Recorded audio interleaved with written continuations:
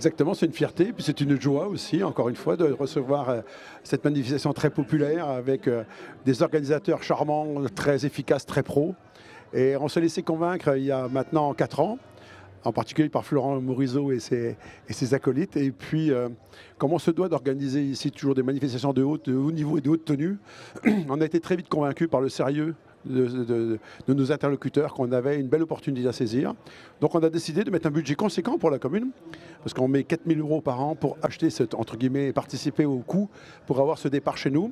Et le département, avec Nicolas Lacroix, que vous avez reçu tout à l'heure, a décidé aussi d'associer le département avec une modification d'un parcours important. C'est que Paris 3, maintenant, c'est quasiment Colombey, la Haute-Marne, les coteaux champenois, et bien évidemment, on termine à 3 derrière le stade de l'Aube. Donc c'est un vrai bonheur. J'en parlais tout à l'heure justement avec le président de l'Union Vélo soviétique de l'Aube, justement en disant effectivement Paris 3, pourquoi pas Colombey 3. Sa réponse a été effectivement que le naming était comme ça, mais que finalement le cœur y était avec Colombey. Et donc ce parcours au Marnais, finalement, vous y êtes pour quelque chose, c'est ça? Et le président du département aussi?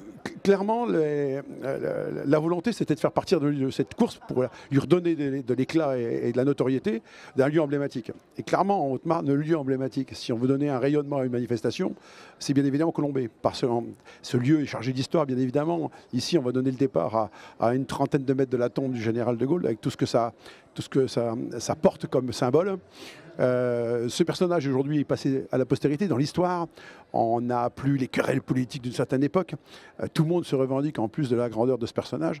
Donc cette belle histoire, eh bien voilà, aujourd'hui elle sert au monde du cycliste pour encore une fois permettre à nos jeunes, en particulier qui montent sur le podium, de dire voilà, en venant de partout en France, même de l'étranger, mais un jour j'ai pris un départ d'une course de vélo depuis un lieu emblématique qui s'appelle Colombey-deux-Églises. Voilà. Oui, effectivement, on peut noter ça dans le parcours de tous ces coureurs ici. Et donc un passage qui revient, une boucle qui revient par Colombey, justement, qui passe près de la Croix de Lorraine. En tout cas, on aura de la chance de voir ces belles images avec l'hélicoptère justement qui accompagne les coureurs. Voilà, l'organisation dès la première année, ça a été d'avoir un objectif important, c'est de partir tout près de la tombe.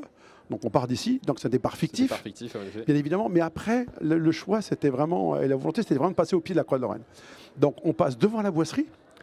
Là, on est en mode course. Pour revenir à Colombey, on commence par la Boisserie, qui se trouve donc côté sud du village. On repasse dans le cœur du village, on contourne la Croix de Lorraine, ce qui permet à tout le monde d'avoir des images et une vue extraordinaire au pied de cette Croix de Lorraine. On a la vue de la Côte des Barres juste derrière, et ça vous donne un petit peu une image en plus, particulière pour les cyclistes, de ce qui les attend après au pied des vignes. Alors, comment la population de Colombey, vraiment les habitants, reçoivent cette manifestation? Si on peut se dire, voilà, ça fait du monde quand même dans les rues dès très tôt le matin. Oui, mais au contraire, les gens ici sont très complaisants parce qu'on a l'habitude de recevoir certaines personnalités importantes avec des contraintes bien plus élevées. Quand on reçoit des chefs d'État, bien évidemment, un service d'ordre très contraignant est mis en place. C'est beaucoup plus sympa de pouvoir y participer ici que quand on est bloqué. Quelques barriérages autour du monument aux morts pour accueillir encore une fois cette manifestation populaire. Tout le monde le fait avec le sourire, c'est pas une contrainte pour nous, il n'y a pas de souci. Cette route, on peut le dire, du coup, finalement, ce tracé ici par Colombey, c'est une vitrine, c'est de l'attractivité, ça coche toutes les cases en fait. Ça coche toutes les cases. Et en plus, aujourd'hui, on a la chance d'avoir retrouvé le soleil, ce qui n'est pas négligeable pour permettre justement à la population et aux visiteurs, et bien évidemment aux coureurs, de profiter de cette journée magnifique.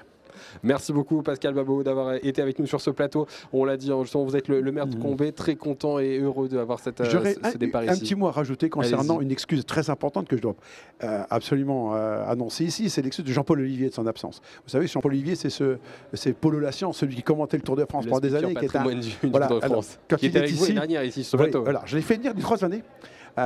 C'est vraiment un personnage emblématique parce qu'ici, il est sur des terres où, encore une fois, passionné d'histoire du général de Gaulle et passionné de cyclisme.